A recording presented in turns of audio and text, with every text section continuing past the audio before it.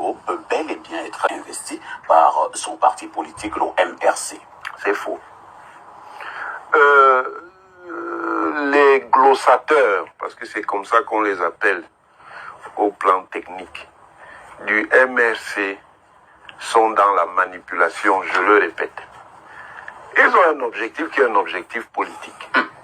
C'est que le professeur Kamto, qui est à l'initiative du boycott de sa formation politique lors des élections législatives et municipales, puisse se présenter à l'élection présidentielle de 2025.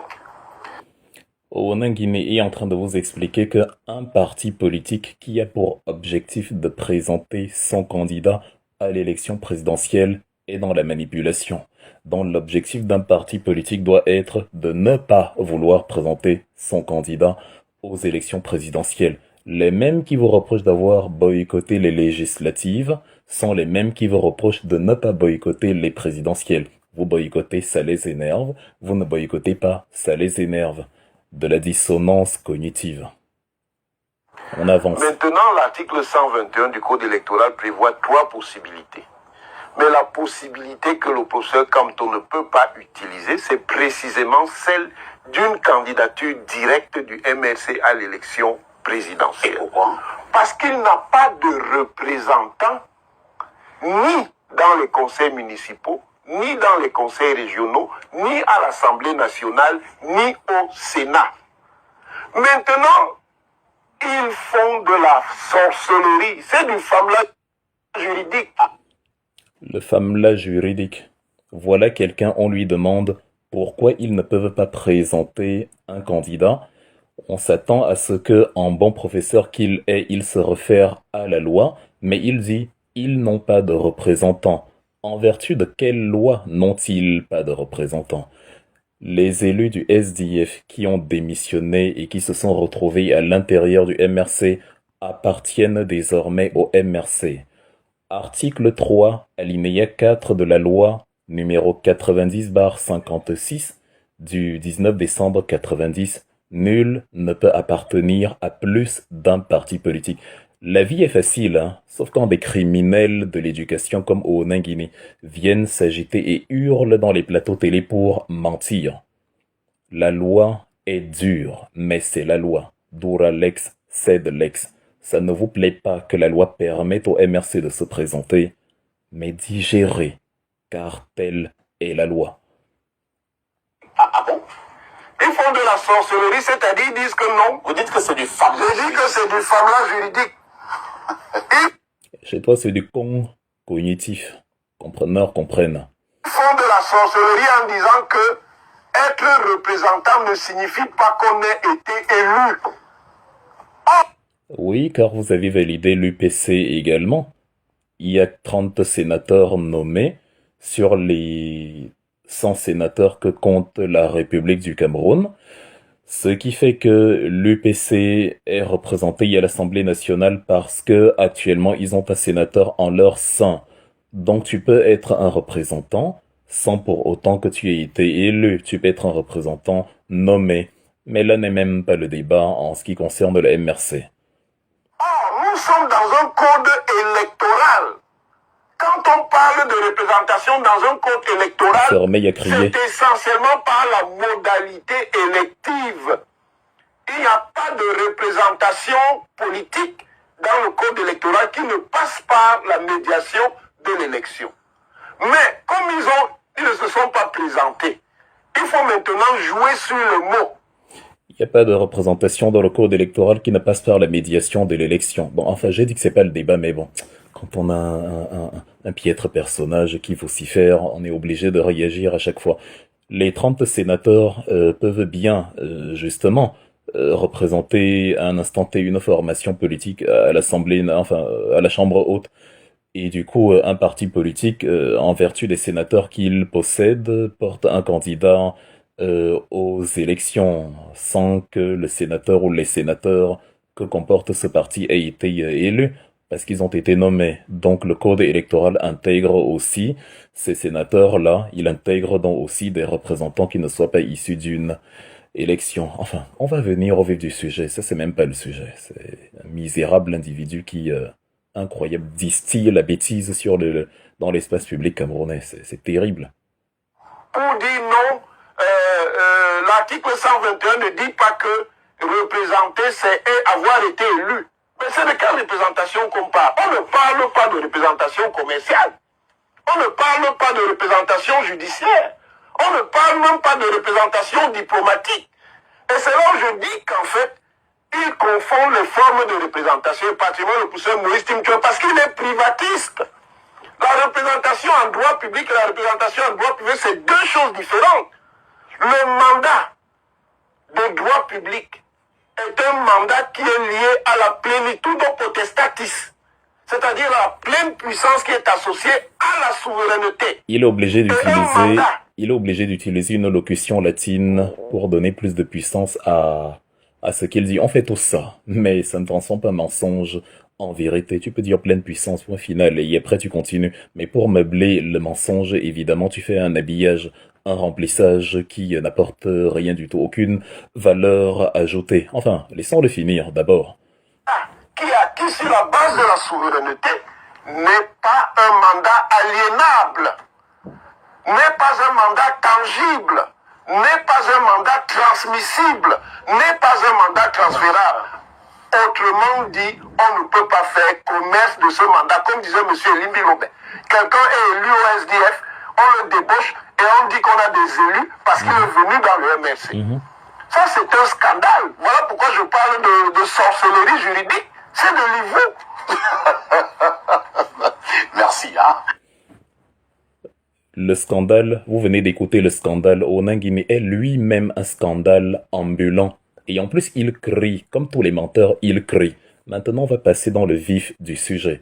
Le mandat n'est pas tangible, n'est pas transférable, n'est pas transmissible. Et il crie, il vocifère. Qu'est-ce que dit la loi à ce sujet? Onan Guinée se considère comme étant la loi. Il crie un mensonge, il répète le mensonge en hurlant, il est persuadé que comme il a mis le décibel très haut, ça devient la vérité. La loi dit que tout mandat impératif est nul. Onan Guinée dit que le mandat est impératif, dont le mandat n'est pas transmissible. La loi dit que le mandat est transmissible. La loi de toutes les lois dit que le mandat est transmissible. Le mandat n'est pas impératif. Onan Guinée dit que la loi est intangible. Enfin, le mandat est intangible. Il n'est pas transférable. Oh Seigneur, oh Cameroun, berceau de nos sorciers. Voilà quelqu'un. En 2021, écoutez bien, on a un petit morceau choisi. La Côte d'Ivoire a organisé des élections législatives en mars 2021. Le PDCI-RDA de Henri Konan Bédié a formé une coalition avec le mouvement des pro-Gbagbo, qui s'appelait le EDS Ensemble pour la démocratie et la souveraineté, une formation nouvellement créée. Ils sont allés aux élections. Dans les 255 députés que compte l'Assemblée nationale ivoirienne, ils en ont obtenu 18. À la fin de l'année, en octobre 2021, un nouveau parti a été créé, le PPSCI, Parti des peuples africains de Côte d'Ivoire. Le PPSCI n'était pas allé aux élections législatives. Tous les 18 députés du EDS ont démissionné et ont intégré le PPSCI. Et aujourd'hui, à l'heure où je vous parle, le PPSCI, qui n'était pas allé aux élections législatives, vu qu'il n'existait même pas lors des législatives, a 18 députés à l'Assemblée nationale ivoirienne. Le Cameroun veut faire comme si vous voulez faire comme si vous inventez la roue. Si tous les députés du SDF démissionnent et intègrent le MRC, le SDF n'a plus de députés. Si tous les conseillers municipaux du SDF démissionnent et intègrent le MRC, le SDF n'a plus de conseillers municipaux. C'est comme ça, car telle est la loi, tout simplement. Et pourquoi c'est comme ça en Côte d'Ivoire et que c'est en principe comme ça au Cameroun, c'est que la loi qui régit cette histoire est la même. Nous avons copié cela de la France. Quand vous regardez l'article 96 de la Constitution ivoirienne du 8 novembre 2016, vous trouvez la disposition selon laquelle le député représente l'ensemble de la nation. Tout mandat impératif est nul. La même phrase. Tout mandat impératif est nul. Et ça vient d'où en Côte d'Ivoire? Ça vient de la Constitution du 3 novembre 1960, qui écrit également dans son article 35, tout mandat impératif est nul. Et ça vient d'où? La Constitution du 3 novembre 60 de la Côte d'Ivoire. Ça a été copié sur la Constitution française élaborée 2 ans plus tôt En 1958, la Constitution du 4 octobre 1958, l'article 27 de cette Constitution dit « Tout mandat impératif est nul ». Le Cameroun, c'est la même chose. C'est-à-dire, en 1960, le 4 mars, dans le cas du Cameroun, il a été inscrit dans l'article 8 « Tout mandat impératif est nul ». En 1972, il y a eu, une parenthèse avec le mandat impératif où ce n'était plus possible de faire de l'exode politique, mais ça a été réintroduit dans l'article 15 de la Constitution du 18 janvier 1996. Mais attends, si les Ivoiriens écoutent celui-ci là, ils vont se demander si, si les Camerounais sont cinglés d'accepter qu'ils continuent d'enseigner dans les universités. C'est vous-même qui faites que nous, les plus jeunes, on vous manque de respect. Et que la bêtise insiste toujours. Chaque week-end, il va de plateau en plateau. Il sait qu'il ment. Il sait que ce qu'il dit, ce sont des bêtises. On a des cas sous nos yeux. Même dans le RDPC qu'il soutient en allant chanter Paul Biya. Il pratique la clause du mandat non impératif. Paul Biya, à qui il est allé, il a failli se tordre le bras parce qu'il voulait lui serrer la main à tout prix. Il aurait dû profiter pour demander à Paul Biya, comment ça se fait que tu as recueilli dans ta formation politique Oscar Edimond Doumbé et qu'il soit maintenant dans le groupe parlementaire RDPC? Comment ça se fait que tu as accueilli Monsieur Aka Amouam? Comment ça se fait que tu as accueilli Monsieur Justin Béjedi du MPCN ex-militant, conseiller du MPCN et ainsi de suite?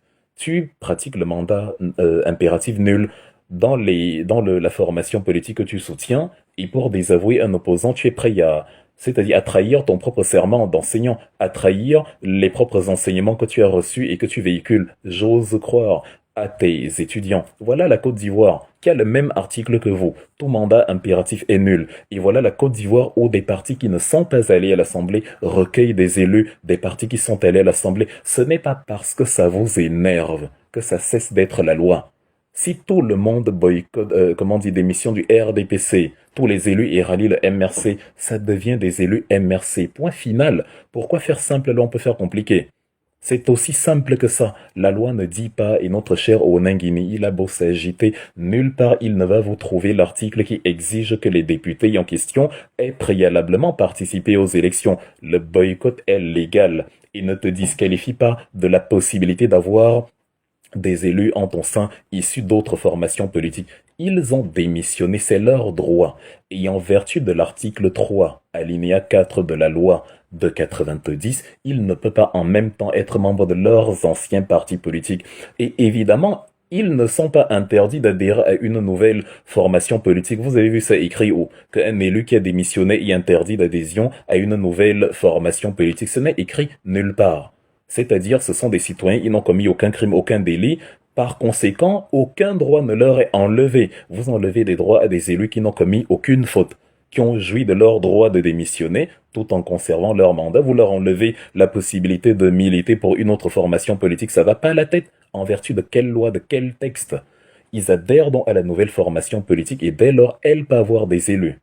Tout simplement. Ça, c'est le con cognitif. Il veut créer des formules, le FAMLA politique, le FAMLA juridique, parce que voilà, toujours renvoyer l'idée selon laquelle le FAMLA les bamileke, c'est à peine s'il arrive à cacher son tribalisme. C'est-à-dire, il y a de l'imbécilité, de la vacuité, il parle beaucoup pour ne rien dire, il meuble avec des locutions latines à tort et à travers, et évidemment, il y a, cette petite fibre du nazisme hérité du père, le nazisme dont les graines ont été semées par la France, perpétuées par le biaïsme, le chantalisme, et voilà, évidemment, les élèves endoctrinés à la sauce chantalique ou chantalogique ne font que reproduire la saleté qui leur a été transmise. C'est pas pour rien qu'il dit le FAMLA jure, c'est pas pour rien. C'est lui aussi qui a créé le terme tontinard, les élos de tontinard, c'est lui. La tontine, l'ouest, les bamileke et tout. Et que le tribalisme a l'état pur. Le tribalisme est d'autant plus pervers qu'il est, subtil. Comme cet individu, ce sinistre individu s'en sert. Donc s'il vous plaît, chers Camerounais, retenez qu'à l'heure où je vous parle, chez celui que vous aimez beaucoup là, les soutiens de Biya nous ont expliqué que Paul Biya était fan c'était un ami de Laurent Gbagbo. Un très grand ami de Laurent Gbagbo, c'est ce qu'ils nous disent, hein, que Gbagbo a dit que Paul Biya était le seul qui le soutenait. Est-ce qu'ils savent donc que l'ami de Laurent Gbagbo en Côte d'Ivoire utilise l'article 96 de la Constitution de la République de Côte d'Ivoire, qui est le même que l'article 15 de votre Constitution?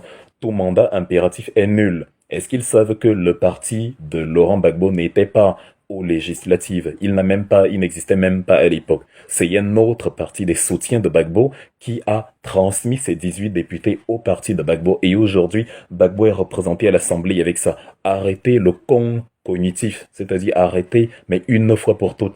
Il n'y a rien de plus criminel que de distiller consciencieusement l'imbécilité à ses concitoyens. Je répète, c'est un crime à l'éducation. Luison et Samba Onangini, ce sont des criminels. Ce sont des criminels de l'éducation. Je ne vais pas parler des Limbilobe et consorts qui est avec lui sur les plateaux. Lui, c'est un non-événement. Donc, voilà. Ça, c'est chaque fois. On va s'accrocher. On vous a dit, vous avez beau peut-être enfumer les Camerounais qui sont complexés par les titres. Je suis doctorant, je suis agrégé en. Et comme ça, tu peux mentir, tu peux t'en donner, il y a cœur, joie. Et les gens sont intimidés, il y a personne pour te donner le change. Ça ne fonctionne pas ici. Un menteur ne sera pas laissé libre, n'aura pas le champ libre pour propager le venin que le régime, pour conserver le pouvoir à tout prix, l'a chargé de propager. Nous sommes là pour veiller au grain. Onangini pratique le con cognitif, c'est-à-dire tellement que c'est devenu une sorte de seconde nature. Il parle de chaos, lui-même est un chaos ambulant.